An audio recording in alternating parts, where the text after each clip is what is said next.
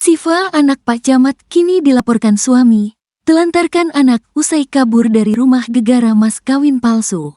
Siva, anak Pak Camat, kini dilaporkan suami karena telantarkan anak.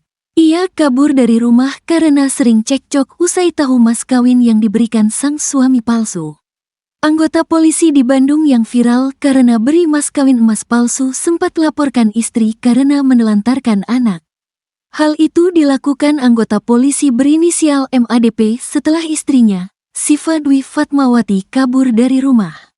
Siva pun mengaku kabur dari rumah karena sudah tidak sanggup hidup bersama MADP.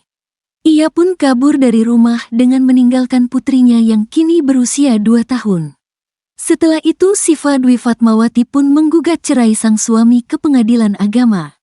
Namun perceraian keduanya belum juga diproses karena suaminya merupakan anggota polisi. Siva Dwi Fatmawati menikah dengan suaminya pada Mei tahun 2021.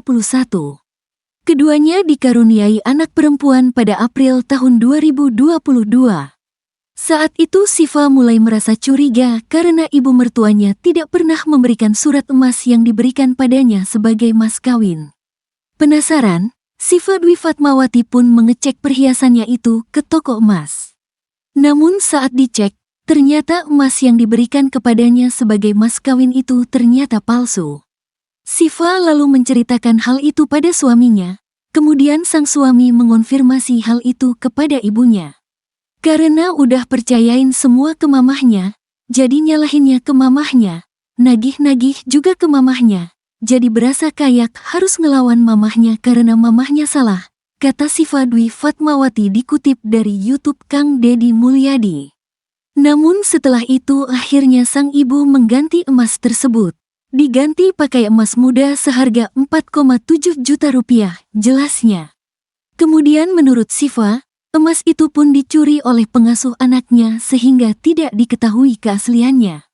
Lalu setelah itu Siva mengaku banyak cekcok dengan suaminya hingga ia memutuskan untuk kabur. Siva Dwi Fatmawati pun dilaporkan oleh suaminya karena tindakannya itu. Dilaporkan karena penelantaran anak, tapi nggak tahu beneran atau enggak, jelasnya. Sebab ia mengaku hingga saat ini dirinya belum pernah mendapat panggilan pemeriksaan.